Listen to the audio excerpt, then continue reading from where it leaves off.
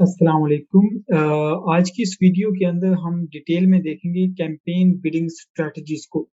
Basically कोई भी campaign type हो, उसके अंदर आपके पास तीन तरह की बिडिंग स्ट्रेटजीज होती हैं। इससे पहले कि हम ये देखेंगे कि कौन सी बिडिंग स्ट्रेटजी है जो है वो कब और कहाँ पे यूज होती है, हम ये देख लेते हैं कि इनका रियल टाइम मकसद क्या है और इसकी बेसिक अंडरस्टैंडिंग को देख लेते हैं। अ, हमारे पास डायनेमिक बिड डाउन ओनली है, जिसके बारे में अमेज़न ये कहता है कि we will lower your bids in real time when your ad may be less likely to convert to a cell.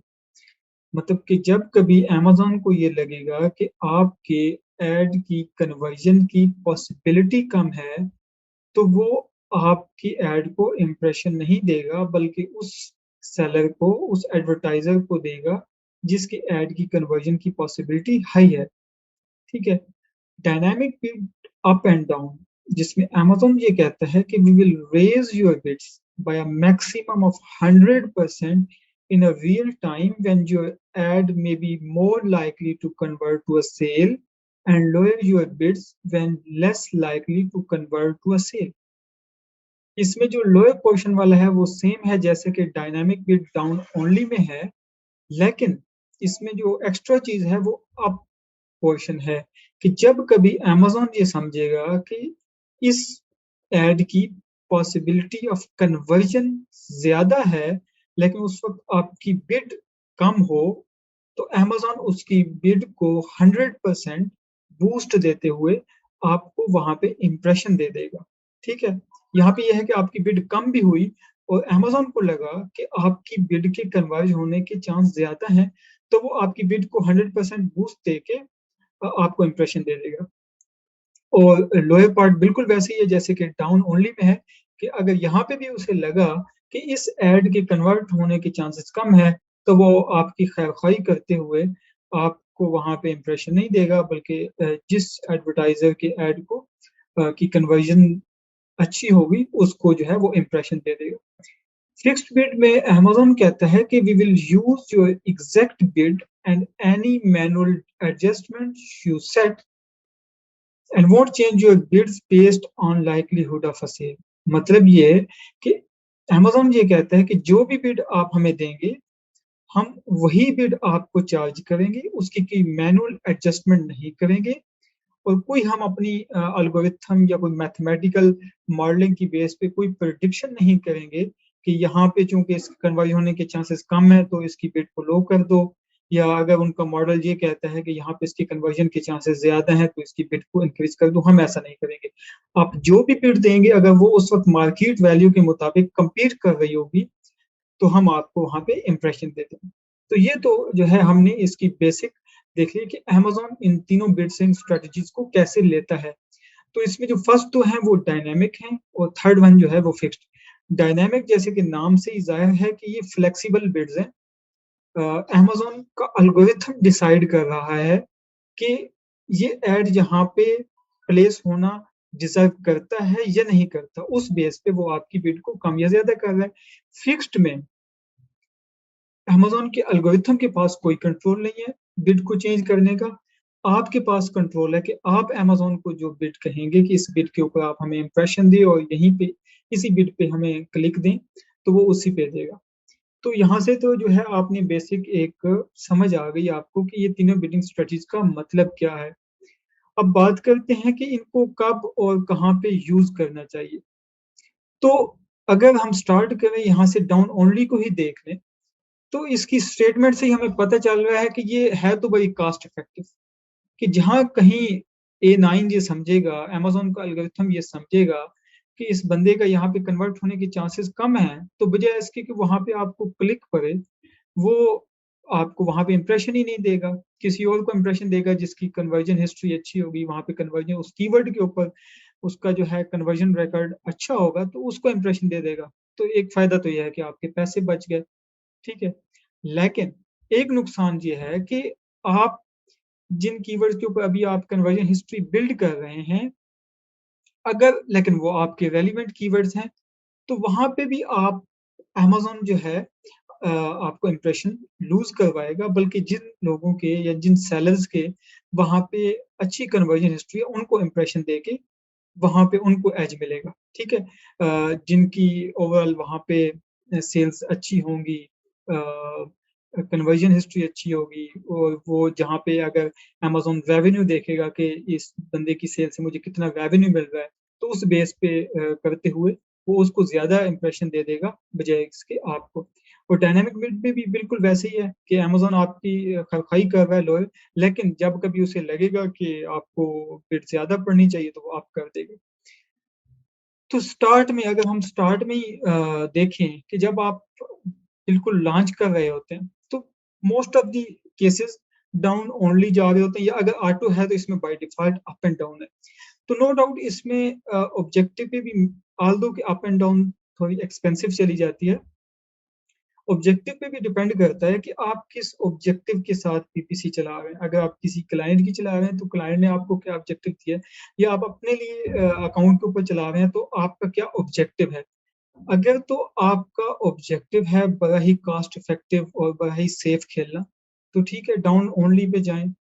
Suggested के साथ जाएँ, फिर आहिस्ता-आहिस्ता बिड इंक्रीज़ करते जाएँ और आपको वहीं पे ही इंप्रेशंस मिलेंगे जहाँ पे अमेज़न समझेगा कि आपको कन्वर्जन हो सकती है।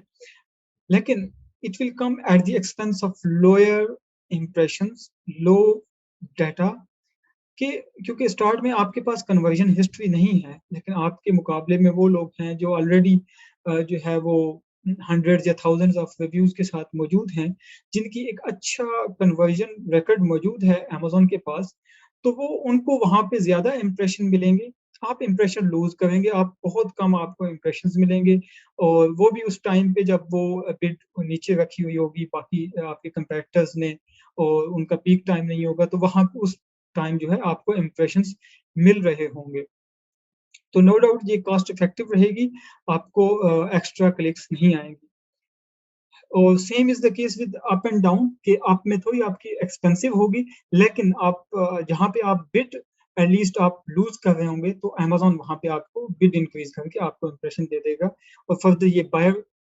पे डिपेंड करता है कि वो आपको कितना रेलेवेंट उसको पाता है आपकी लिस्टिंग को और वो वहाँ पे कन्वर्जन होती है या नहीं। अगर तो कन्वर्जन बिल्ड होती रही तो अमेज़न ये फर्दर जो है आप पे बिड सस्ती कर लेगा और आपका फर्दर जो है कॉस्ट कंट्रोल में आ जाएगी। लेकिन वहाँ पे अगर कन्वर्जन हिस्ट्री आप डेवलप ना कर पाए, तो फर्दर आप ना सिर्फ ये कि इंप्रेशन लूज़ करेंगे बल्कि आपकी बिड भी हाई चली जाएगी उन कीवर्ड्स के ऊपर। ओके, नेक्स्ट आता है फिक्स्ड बिड्स। हमने इसकी डिस्क्रिप्शन में ही देख लिया कि अमेज़न ये कहता है, अगर हम दूसरे लफ्ज़ों में इसको समझें कि इसमें कंट्रोल आप अपने पास रख लें, A9 के पास कोई कंट्रोल नहीं होगा और हम जो है उस आपकी रियल टाइम बिड के ऊपर आपको इंप्रेशन देंगे। तो जब हम स्टार्ट में जाते हैं, जब हमारी कन्वर्जन अ, हिस्ट्री नहीं होती या बाद में अगर हम एग्ज़ैक्ट भी चला रहे होते हैं, तो हमारी कोशिश होती है कि हमारे जो कीवर्ड्स हैं, जैसे कि एग्ज़ैक्ट की कैम्पेन्स के अंदर मैंने बताया था कि हम बाज़-औक़ात कीवर्ड्स को बड़ा इंडिविजुअल ट्रीट कर रहे होते हैं, इंडिविजुअल कैम्पेन्स के अंदर बना रहे होते हैं ताकि वो हमारे मेन कीवर्ड्स होते हैं, हमारा मुकम्मल कंट्रोल हो। तो जब बात मुकम्मल कंट्रोल की आती है तो सिर्फ़ इसमें प्लेसमेंट एक वाहिद चीज़ नहीं है, इसमें आपकी बिड भी आ जाती है कि किस बिड के ऊपर आप जो है अच्छे कन्वर्ट होते हैं और इसके अलावा आप एग्ज़ैक्ट के अंदर जा रहे हैं, फ्रेज़ के अंदर जा रहे हैं, ये चीज़ें भी डिपेंड कर रही होती हैं। तो फॉर एग्ज़ाम्पल आपको पता है कि प्लेसमेंट का और बाकी सारी चीज़ों का और जैसा कि हमने अपनी कैम्पेन सेटअप के अंदर ऑटो को भी डिस्कस किया था कि ऑटो को आप कैसे डिफरेंट पोर्शन्स के अंदर सेटअप कर सकते हैं। क्लोज़ की अलहदा कैम्पेन बना के, लूज़ मैच की अलहदा और फिर क्लोज़ में भी टॉप ऑफ सर्च की अलहदा बना के और रेस्ट ऑफ सर्च पीडीपी की अलहदा बना के ताकि आपको पता हो एक-एक सर्च टर्म्स का कि वो कहाँ पे कन्वर्ट हो रहे हैं। तो ऑटो में भी अगर आप फिक्स्ड के साथ जाते हैं,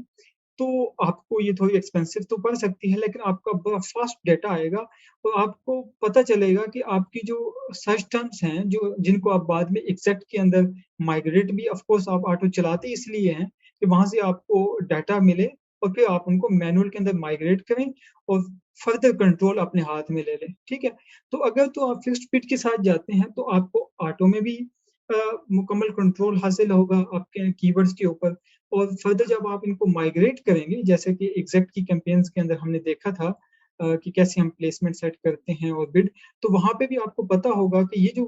लेट्स सपोज़ एक मेटल रॉड का कीवर्ड है, ये टॉप ऑफ सर्च पे कन्वर्ट हो रहा था, तो आप उसकी जो है टॉप ऑफ सर्च में प्लेसमेंट हाई रखेंगे। तो आपको ये पता होगा कि ये इस बिड के ऊपर कन्वर्ट हो रहा था, तो आप वही बिड जो है आप यहाँ पे सिलेक्ट करेंगे, तो आपकी हाई कन्वर्जन होगी और बाद में फिक्स्ड को भी आप आफ्टर 1 वीक, आफ्टर 10 डेज़ आप इसको देखते रहें कि किन कीवर्ड्स के ऊपर आपको इंप्रेशंस लो आ रहे हैं, तो आप वहाँ पे फिक्स्ड फर्दर जो है आप इंक्रीज़ कर सकते हैं वहाँ पे बिड। और अगर आप बहुत ज़्यादा एक्सपेंसिव जा रहे हैं, आपको लगता है कि ठीक है कन्वर्जन तो अच्छी हो रही है, लेकिन हमें बिड ज़्यादा चार्ज हो रही है, अगर हम कम भी बिड रखें तो यहाँ पे आपको कन्वर्ट हो सकते हैं, तो आप कुछ सेंट में बिड कम भी कर सकते हैं।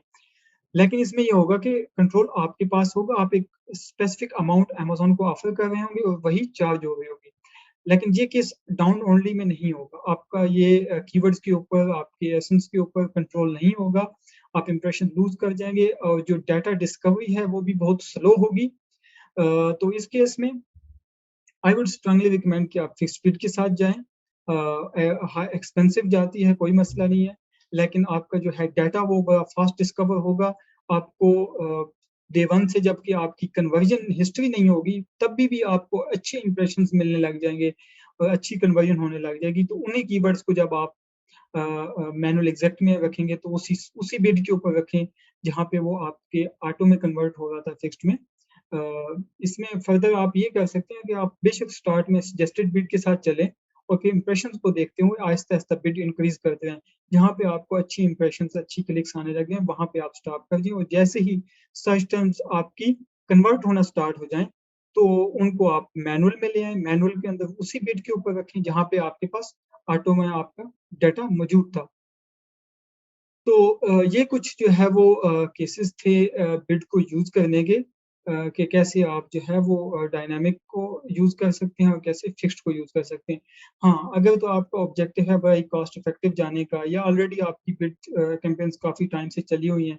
और अब आपकी कन्वर्जन हिस्ट्री भी अच्छी है, तो अब आप डाउन ओनली पे रख लेंगे, तो आप बड़े जो है वो कॉस्ट इफेक्टिव चलेंगे। और दूसरी बात कि अगर आप फिक्स्ड बिड के साथ भी चलें, तो आफ्टर सम टाइम अ, आपको फिक्स्ड बिड्स भी चेंज करनी पड़ जाती हैं। फॉर एग्ज़ाम्पल एक कीवर्ड था आपका मेन जो आपने ऑटो से माइग्रेट करवाया, एक बिड $1 के ऊपर वो बहुत अच्छा कन्वर्ट हो रहा था और आपने जब फिक्स्ड में भी रखा, तो फिक्स्ड में भी वो $1 पे अच्छा कन्वर्ट हो रहा था। लेकिन आफ्टर सम टाइम उस निश का जो है वो इक्विलिब्रियम डिस्टर्ब होगा, कुछ नए सेलर्स आएँगे और जो कुछ पुराने होंगे वो बिड के साथ बिड चेंज करेंगे, तो हो सकता है मार्केट वैल्यू ऊपर-नीचे जाए। तो अगर तो आप देखें कि आप इंप्रेशंस कम हो रहे हैं, तो इट मीन्स कि अब कंपैरेटर्स बहुत ज़्यादा अमाउंट ऑफ़र कर रहे हैं, तो आप अपनी बिड को कुछ सेंट में इंक्रीज़ करें। और अगर आपके इंप्रेशंस बहुत अच्छे आ रहे हैं, लेकिन आपकी कॉस्ट थोड़ी एक्सपेंसिव जा रही है, तो इट मीन्स कि अभी मार्केट के अंदर गैप मौजूद है, आप थोड़ी-सी बिड नीचे भी रख के चलाएँगे, तो स्टिल आप जो है वो कन्वर्ट होंगे। इसके अलावा अगर आप ऑटो में चला रहे हैं, तो डे 1 से तो आपको एक्सपेंसिव पड़ेगी फिक्स्ड बिड भी, तो लेकिन आपकी नेगेटिव टारगेटिंग जो है वो बड़ी स्ट्रॉन्ग होनी चाहिए। ज जो-जो इर्रेलेवेंट सर्च टर्म्स आपको मिलती जाएँ, आप फ़ौरन उनको नेगेटिव में डालें, ताकि ऑटो सिर्फ़ क्लिक्स उन्हीं बिड्स के ऊपर आएँ, जहाँ पे जो आपकी रेलेवेंट सर्च टर्म्स हैं। तो it all about objective and it all about strategy. अगर तो आपको ऑब्जेक्टिव डाटा और कंट्रोल हासिल करना है अपनी कैंपेन्स के ऊपर, you must go with fixed bid. और अगर आपका ऑब्जेक्टिव जो है वो कॉस्ट इफेक्टिव जाना है और इतना डाटा आप चाहते हैं कि ओके डाटा भी आपको अगर स्लो भी गैदर हो तो इट्स ओके, तो आप डाउन ओनली के साथ भी चले जाएँगे। अगर ऑटो है तो आप dynamic bid up and down के साथ भी चले जाएँ, तो it's okay. So thank you so much.